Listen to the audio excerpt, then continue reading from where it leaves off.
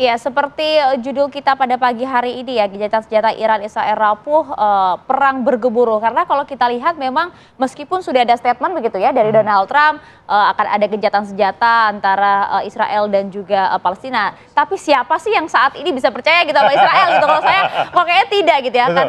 Track recordnya kayaknya nggak bagus gitu ya, Iya. sehingga memang banyak PBB orang yang aja curiga. diselengkat gitu ibaratnya kan, berbagai resolusinya tidak dipatuhi oleh Israel begitu. Namun hingga saat ini memang juga muncul kan pernyataan bahwa memang Israel ini atau Benyamin Netanyahu ini juga kemudian menggunakan perang ini sebagai bentuk mempertahankan kekuasaannya dan juga menghilangkan berbagai kasus korupsi di negaranya. Betulkah demikian dan juga bagaimana kemudian dengan konflik antara dua negara, baik itu kemudian Iran dan juga Israel yang makin memanas saja. Bagaimana kondisi di sana nanti kita juga akan pantau ya Reza ya. Betul, dan kita akan bahas ini bersama narasumber yang sudah hadir di studio bersama kita. Ada Ibu Suzy Sudarman, analis politik luar negeri UI. Assalamualaikum, selamat pagi. Selamat pagi. Terima kasih sudah hadir. Berikutnya ada Kang Irfan Maulana, analis Timur Tengah TV One. Assalamualaikum, selamat pagi. Waalaikumsalam, selamat pagi. Nah, tapi sebelum kita berbincang, ini sudah ada rekan kita juga nih, Syahid Idrus Alhamid, akan melaporkan langsung kondisi terkini di Iran. Assalamualaikum Idrus, bagaimana kondisi terkini di sana? Kalau kita dengar tadi statement dari WNI yang baru pulang kemarin, mereka mengatakan ternyata suara-suara ledakan tuh masih terdengar di sana. Kalau Idrus sendiri melihatnya seperti apa? Ya, Waalaikumsalam warahmatullahi wabarakatuh. Selamat pagi. Hari ini tanggal 1 Juli ya, sudah hampir 7 hari setelah Donald Trump menawarkan gencatan senjata kepada Iran. Di tanggal 24 Juni. Dari tanggal 24 Juni, dari pukul 6 sore, tanggal 24 Juni, masyarakat Iran sudah turun ke jalan untuk melakukan aksi istilahnya merayakan kemenangannya. Dari jam 6 sore sampai saat ini kita sudah tidak mendengar lagi adanya ledakan-ledakan di langit atau istilahnya bentrokan antara rudal dan juga drone dengan air defense-nya Iran di setiap kota maupun di Teheran, di Qum maupun di kota-kota lainnya. Malah saat ini masyarakat Iran atau warga Iran itu sepertinya untuk sekelas negara yang baru saja melawan atau perang rudal dengan abal kodrat ya seperti Amerika dan juga Israel terkesan sangat begitu santai ya. Mereka terkesan udah melupakan itu semua. Karena bulan ini nih masuk bulan Muharram. Seperti yang kita ketahui, bulan Muharram itu di Iran bagi masyarakat Muslim Syiah itu adalah bulan yang sakral. Karena bulan itu adalah bulan dukanya mereka, di mana Sayyidina Husain cucunya Nabi itu terbunuh pada bulan Muharram tanggal 10 Asyura. Jadi dari tanggal 1 Muharram sampai 10 Muharram, saat ini adalah tanggal 5 Muharram ya. Jadi dari mulai tanggal 1 Muharram sampai tanggal 10 Muharram itu masyarakat mengadakan majelis-majelis duka, entah itu di rumahnya, entah itu di kantor, di lapangan, di gor, di masjid, tanpa mereka ada rasa kekhawatiran sama sekali. Adanya serangan dari Israel, bahwa Israel bakal menyerang Iran lagi, atau Amerika akan kemungkinan menyerang Iran lagi, mereka sama sekali tidak khawatir, mereka sama sekali tidak panik, tetap melakukan acara ritual keagamaan atau keagamaannya mereka, melakukan acara dukanya mereka secara besar-besaran, turun ke jalan, ya kan? Ini dilakukan oleh warga Iran. Ketika ditanyakan apakah kalian tidak takut dengan serangan Israel, malah masyarakat Iran seakan-akan mengatakan hal yang luar biasa, memang seperti itu sepertinya. Seperti mereka mengatakan bahwa kalau memang Israel mampu menyerang kita, maka Israel itu udah pasti menyerang kita. Karena Israel itu terkenal negara yang tidak mengenal ampun atau tidak mengenal iba. Seperti halnya mereka menyerang Gaza, karena memang mereka mampu menyerang Gaza. Makanya tidak mengenal iba dan tidak mengenal ampun. Walaupun ditentang oleh seluruh dunia, mereka tetap menyerang Gaza. Karena apa? Mereka mampu menyerang Gaza. Mampu menyerang anak SD kelas 1 SD. Tapi untuk menyerang kita, orang Iran, mereka nggak mampu. Sehingga mereka terpaksa harus meminta kepada Donald Trump untuk melancarkan atau untuk memohon gencatan senjata. Karena menyerang Iran itu tandanya mereka akan rugi besar dan mereka akan hancur lebur. Karena kita, negara Iran, negara kita itu akan membalas serangan mereka dengan balasan yang cukup keras. Itu opini dari masyarakat di Iran saat ini dan ketidakkhawatiran masyarakat Iran sampai saat ini, dan sampai saat ini juga tidak ada lagi kita mendengar ledakan-ledakan di langit.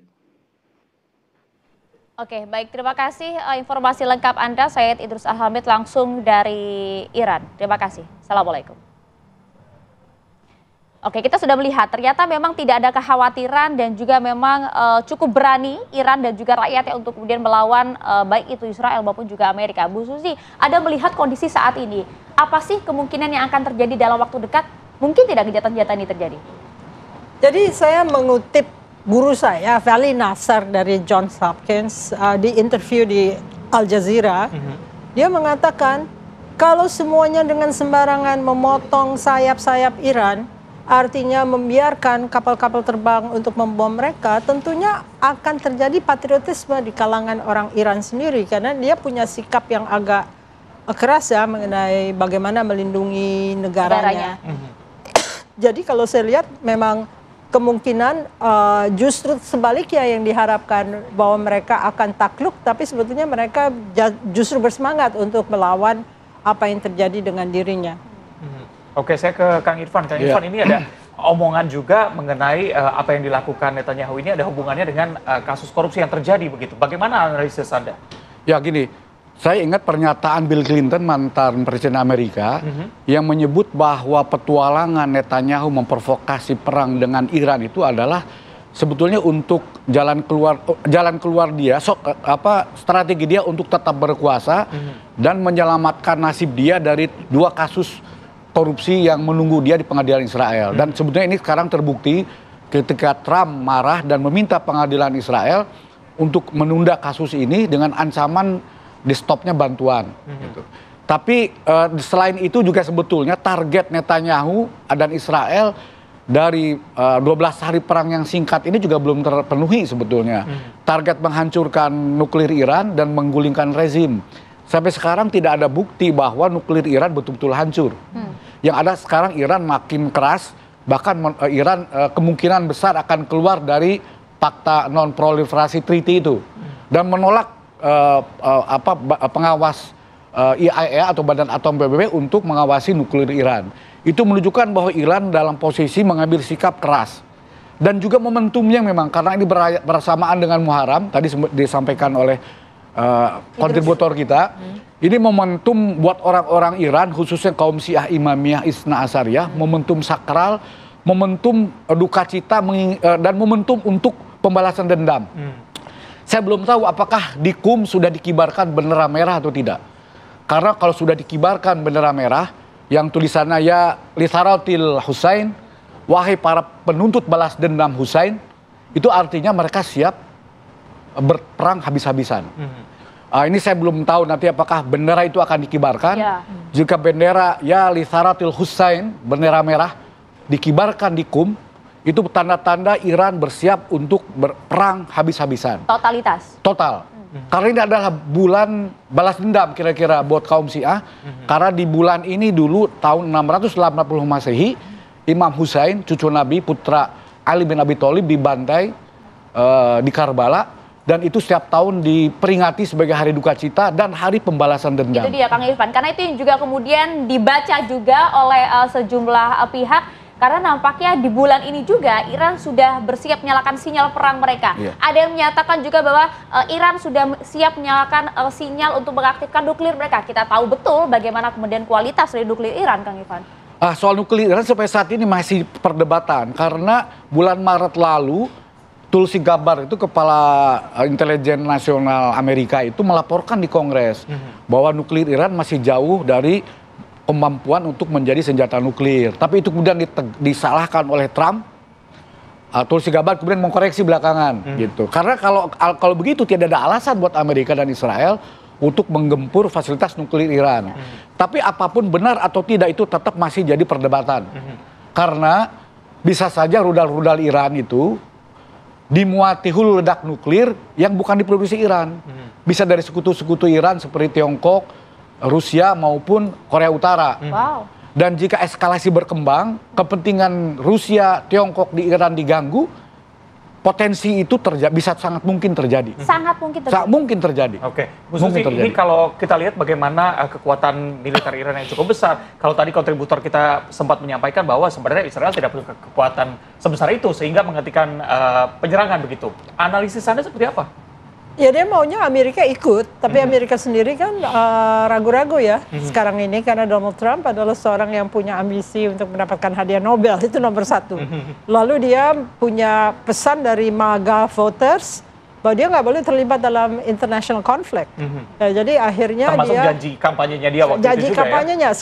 Kemarin saya lihat dari polling minus sekali yang suka sama Donald Trump.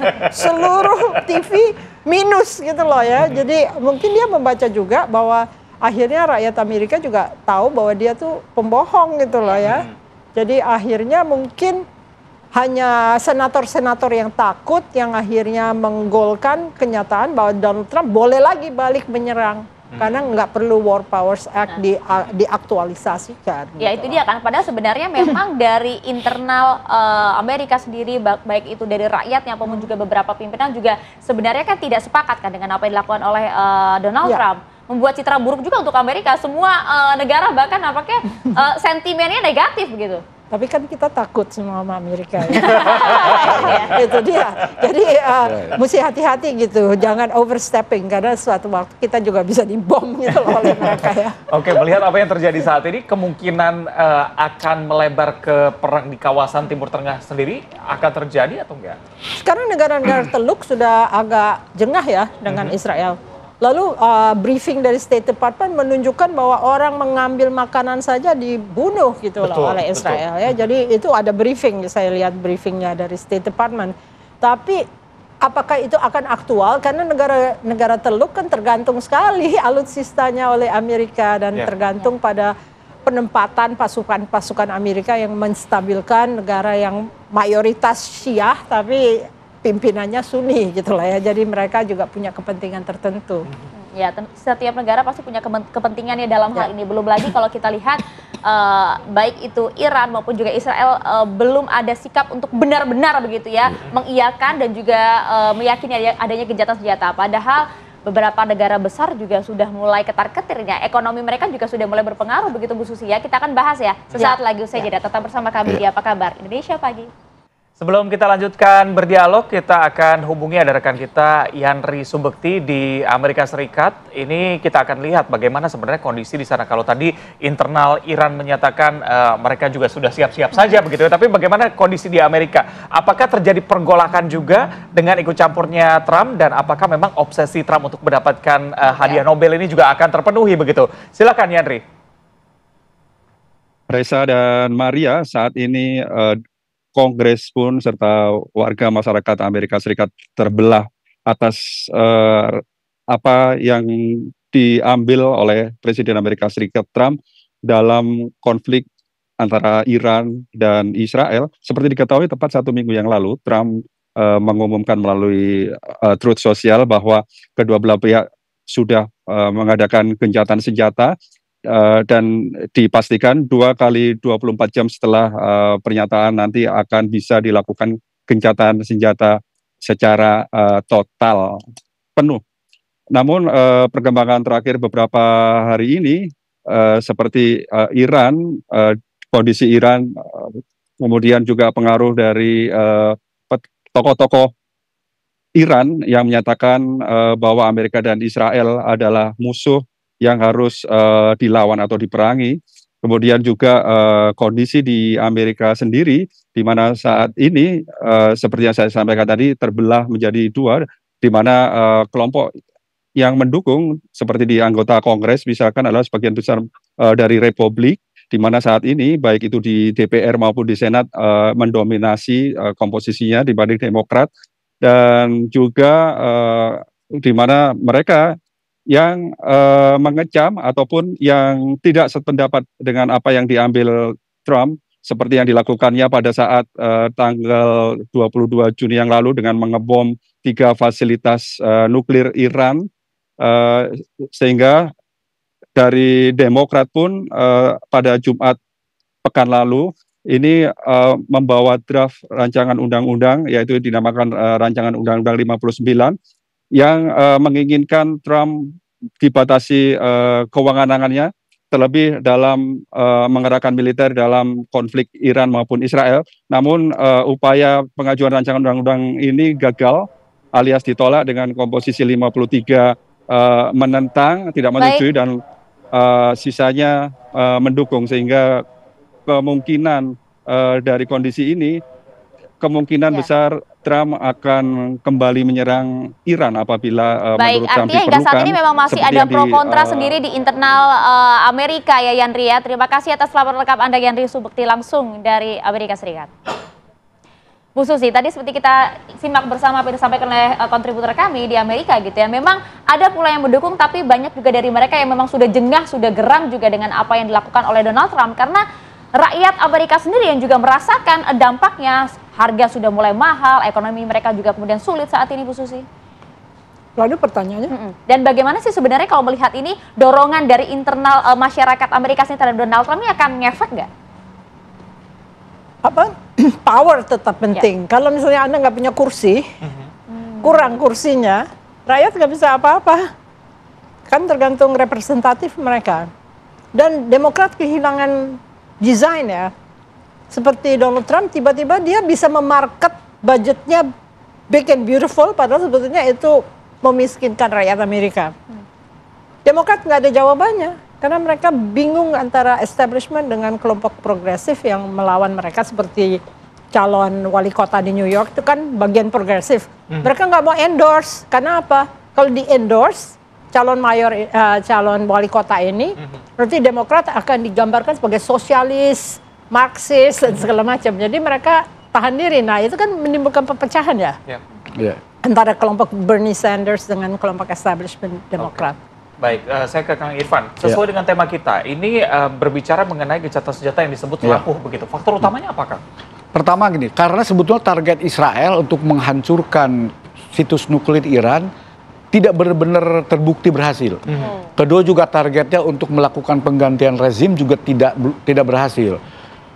Amerika kan mengundang simbol Rising Lion. Rising Lion itu punya dua makna. Makna Alkitabiah dalam kitab Bilangan versi Yahudi, itu adalah lambang dari kebangkitan bangsa Israel yang selalu haus dan tidak akan puas-puas dan selalu lapar sampai targetnya tercapai, dan akan terus memangsa sampai targetnya tercapai, sampai betul-betul kenyang.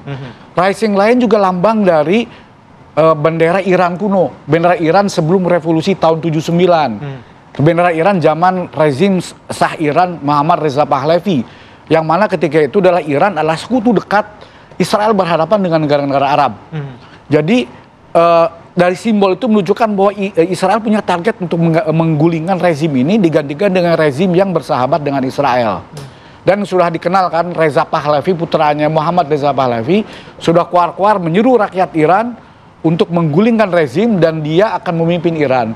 Tapi rupanya serangan Israel kemarin itu membuat nasionalisme bangsa Iran malah justru jadi solid. Tanpa lagi melihat ini oposisi, reformis, konservatif, rakyat Iran kelihatan lebih kohesif karena ini mereka menghadapi agresi dan nasionalisme mereka juga tersentuh. Jadi bukan hanya sekedar isu agama, tapi juga isu nasionalisme Iran. Perang ini membakar kembali semangat spirit kebangsaan mereka, sehingga sebetulnya peluang untuk terjadi perang lagi besar. Karena memang belum tercapai target. Ini kan baru 1 pekan ya, baru seminggu begitu. Akan bertahan berapa lama, Kang? Kan 12 hari ini. Kita nunggu hari-hari ke depan. Yang jelas kita ingin lihat juga di Iran. Ini kan karena Israel kemarin kedodoran ya. Kalau tidak Amerika bantu rontok betul tuh. Korban luar biasa, cuman kan ditutupi. Beda dengan di Iran. Korban di pihak Israel itu betul-betul ditutupi. Tapi kerugian luar biasa. Kalau tidak Amerika ikut campur itu selesai itu justru. Tapi kan saat ini Amerika juga sudah mulai pelan-pelan menarik diri, Kang Irfan. Begini, pertama tekanan dalam negeri. Sebetulnya opini publik Amerika itu menentang. Minggu pertama perang itu, The Economist itu merilis jajak pendapat. 60% rakyat Amerika tidak setuju. Nah, hanya saja memang, dan jangan lupa di internal MAGA, Make America Great Again, itu juga retak. Antara kelompok neokon Zionis sama kelompok isolasionis MAGA. ada anggota Kongres dari Amerika sangat oleh Trump, Marjorie Taylor Greene itu keras menentang perang ini. Dan luar biasa dia memuji-muji Zohran Mamdani itu. Memuji-muji itu luar biasa. Jadi Amerika terjadi pergeseran, pergeseran. Jadi Trump itu di satu pihak juga membangkitkan juga spirit baru perlawanan gitu ya dari masyarakat Amerika. Hanya saja memang ada kesenjangan antara publik dengan elit. Karena elit politik Amerika masih ada AIPAC, masih ada lobby-lobby. Hampir semua anggota Kongres Amerika itu ada duit lobby Yahudi itu, lobby Israel. Itu problem berat di situ. Hanya saja sudah mulai ada suara-suara nyaring yang sudah muak dengan ketidakberesan ini. Bahkan dari internal pendukung Trump sendiri. Ada Ron Paul, senator. Ada Marjorie Taylor Greene. Bahkan Steve Bannon termasuk yang keras. Tucker Carlson. Bahkan dia berani keras menyerang Ted Cruz itu di talk show-nya dia. Sejumlah orang Amerika termasuk loyalis Trump, termasuk MAGA, udah mulai jengah dengan begini terus. Kalau kondisinya memang seperti itu, saat ini posisi Israel seperti apa ya? Apa yang kemudian akan terjadi dalam waktu dekat, Bu Susi? Mudah-mudahan orang Amerika mulai sadar bahwa mereka harus kembali kepada rakyatnya. Karena selama ini elitnya sudah lupa kepada rakyatnya, baik establishment Demokrat maupun establishment Republican. Rakyat Amerika banyak yang tidak punya rumah dan segala macam ya. Jadi calon wali kota di New York itu menawarkan bahwa hidup di New York itu sudah tidak mampu untuk diemban oleh rakyat biasa. Jadi dia mencoba secara progresif melakukan perubahan, tetapi establishment Demokrat kan tidak mau mendukung. Jadi sekarang cuman kita lihat aja sampai seberapa jauh. Cuman ada undang-undang yang menyatakan antisemitism itu illegal. Jadi kalau ada orang yang menyebutkan kami antisemitik, kami nggak suka Jewish dan segala macam, itu bisa masuk penjara. Dan juga kemudian kemungkinan perang yang akan dilakukan oleh Israel dan juga Iran masih akan berlanjut menurut Anda? Donald Trump bilang kalau perlu saya bunuh Ayatollah. Ya kan, dia kan berulang kali berdebat tuh dengan Khamenei ya. Dia kan orangnya brutal begitu ya. Nah kalau kita lihat secara global begitu ya, kemungkinan negara-negara yang akan membantu kan tadi Ibu juga bilang bahwa ada kemungkinan China. Bergabung di sana begitu. Kalau kita melihat bagaimana kekuatan militernya, apakah dengan bergabungnya China di sana juga akan menambah kekuatan untuk Iran sendiri? Kalau melawan Amerika Serikat susah lah. Ya, tetapi kalau mengganggu iya. Mengganggu iya. Kasih aja bahan bakar untuk peluru kendali, selesailah itu Israel. Dihujani missile yang kebutuhannya di sana ya. Dan disuplai lagi oleh Tiongkok. Itunya peluru kendalinya. Jadi bukan hanya bahan bakarnya, peluru kendali juga disuplai. Tapi dia kan down to earth ya. Jadi orang nggak bisa mendeteksi secara terang-terangan bahwa kami bermain di belakang layar. Terima kasih banyak gaya Bu Susi. Gaya Asia. Terima kasih Bu Susi dan juga Kang Irfan atas waktu bersama kami di Apa Kabar Indonesia Pagi. Kita akan tunggu nanti beberapa hari ke depan ya, apa yang kemudian akan terjadi. Terima kasih juga pemirsa bahwa kita sudah selesai sampai saat ini, karena berikutnya Anda juga bisa menyaksikan ada breaking news mengenai HUT Bayangkara ke-79. Itu dia. Ada pantun sedikit boleh ya? Apa nih? Jalan-jalan ke Pulau Sentani. Cakep. Melihat pantai berjalan pelan-pelan. Kita akhiri Aki Pagi hari ini. Kita lanjut simak HUT Bayangkara ke-79. Saya Maria Segaf. Dan saya Reza Balwel pamit. Terima kasih. Sampai jumpa. Bu Susi, terima kasih lagi.